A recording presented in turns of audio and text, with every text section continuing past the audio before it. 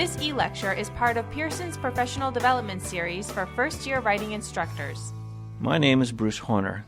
I've been teaching first-year college composition for almost 30 years at large and small schools. During this time, I've become especially interested in ways to help students deal with errors in their writing. From both research and experience, I've learned that to deal effectively with errors in students' writing, it helps to know what causes these errors. At least some errors can result from students' lack of physical training with ways of marking notations. They may be unfamiliar with tricks of Microsoft Word, for example, or with keyboards.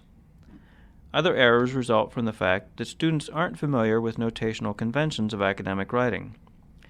Both of these kinds of errors tend to disappear over time as students become more familiar and fluent with these practices through reading and writing. Students, like other writers, tend to acquire, that is, unconsciously gain knowledge of, these aspects of writing, just as people acquire fluency in speaking a language over time. We just need to be patient. On the other hand, some errors, particularly of the sort that non-native speakers of English make, are likely to remain and even have the potential to lose their status as errors over time.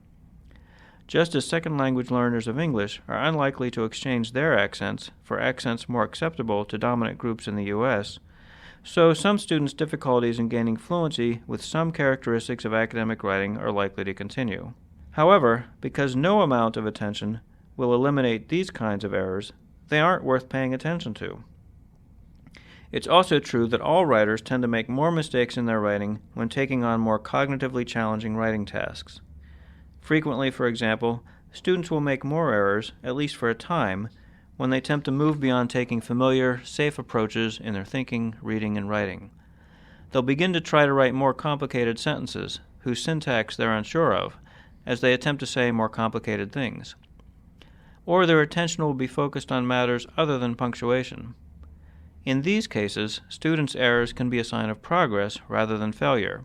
It shows they're trying to learn and take cognitive risks. These pose a challenge, however, in the pedagogical strategy they call for. Insisting on correctness at such a stage is likely to lead students to beat a quick retreat from what they were attempting to do.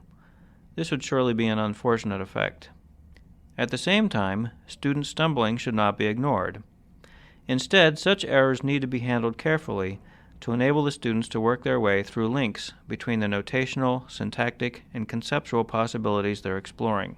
Errors that aren't the result of lack of fluency or familiarity, and that are amenable to correction, are best addressed through training and proofreading, giving students strategies to help them see what they've written instead of what they believe they've written, and to help them determine what to do with what they've written. In Chapter 7 of the textbook Writing Conventions that Min Lu and I have written, we provide ways to give students hands-on practice with these strategies, standard copy editing procedures students can use to help them see the notations that in fact they've produced, rather than those they know should be on the page. These strategies can be coupled with working individually with students to identify specific patterns in the kinds of errors they make, the kinds of words they misspell, for example, and to clear up idiosyncratic rules they're following for punctuating their sentences, such as putting a comma before every use of the word and, or putting the word in before every use of the word which. Students can develop lists of the problems they as individuals are having so they'll know what kinds of errors to look out for and how to correct them. Because there are differences in the kinds of errors students make, it's more efficient to tailor this instruction individually. Moreover, it avoids the unintended consequence of confusing students who don't have problems with a particular notational practice. Some errors we can ignore, knowing that they'll disappear over time or won't no matter what we do. Some we can help students identify and correct. But we don't want to encourage students to make new kinds of errors by trying to tell them about all the possible errors it's possible for them to make. After all, our aim is to help students gain control over their writing, not to learn error. For additional e-lectures, visit Pearson's professional development site for first-year writing instructors at www.pearsonhighered.com/compro.